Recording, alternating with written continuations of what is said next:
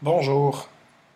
Dans la capsule vidéo précédente, nous avions vu le vocabulaire relié aux statistiques et les deux types de caractères. On va continuer en statistique aujourd'hui pour aller voir l'étendue. Donc l'étendue, c'est une mesure qui correspond à la différence entre les données extrêmes d'une distribution.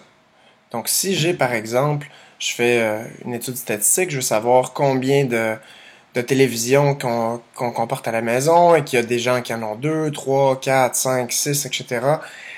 Et que ma valeur minimale c'est 2 et que ma valeur maximale c'est 6. Donc je vais dire j'ai une étendue de 4 télévisions qui est ma différence entre mes données extrêmes de la distribution.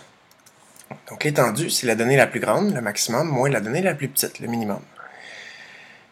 Premier exemple, dans un groupe de personnes où la plus jeune a 22 ans et la plus âgée a 75 ans, pour calculer l'étendue des âges, ce que je vais faire, c'est que je vais aller calculer, pour faire l'étendue, qu'on représente d'habitude par un E majuscule, donc pour calculer l'étendue, je vais faire mon maximum, le max, moins minimum. Donc, dans ce cas-ci, si je vais faire mon maximum moins mon minimum, pour calculer mon étendue, ma valeur maximale est de 75 ans et ma valeur minimale est de 22 ans. Donc, si je fais 75 moins 22, ça va me donner une étendue de 53 ans. Donc, une étendue de 53 ans. Si je veux calculer l'étendue de cette distribution ici, c'est la même chose. Je dois faire encore, pour calculer l'étendue, je dois calculer le maximum moins le minimum. Donc, je dois aller identifier ma valeur maximum ici, qui est de 88. Et je dois faire la différence avec la valeur qui est minimale. Pour savoir, mes valeurs s'étendent ici entre 88 et 16.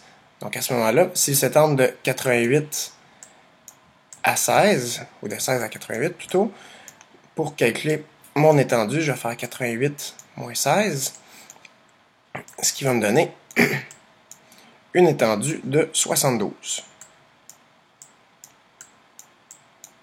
Donc ça, c'est pour l'étendue. Donc tout ce qu'on a à faire, c'est calculer la différence entre mes deux données extrêmes. Si je continue avec les tableaux de distribution. Donc les tableaux de distribution, j'y arrive, je vais surligner le titre. Donc des tableaux de distribution, c'est comme vous avez vu au primaire, c'est des tableaux de données. Et ça va nous permettre de donner de l'information rapidement, de façon très visuelle. Donc, c'est quoi les éléments d'un tableau de distribution? On a toujours le titre en haut. Ensuite, on a des colonnes et chaque colonne a une en-tête. Donc, l'en-tête à chaque colonne. Les modalités. On a les effectifs. Puis, on a l'effectif total qui est facultatif. Donc, on va aller avoir un exemple ici. Donc, par exemple, ma répartition des élèves selon la couleur des cheveux, ça serait mon titre. Donc, ici, le 7, ce qu'il veut dire, c'est que j'ai 7 élèves qui auraient une couleur des cheveux blond. Ici, j'aurais 12 élèves qui ont les cheveux bruns, 8 élèves qui ont les cheveux noirs, 2 élèves qui ont les cheveux roux, et ici, l'effectif total est de 29. Donc, ça me prend une en-tête à chaque colonne pour dire ce que chaque colonne représente.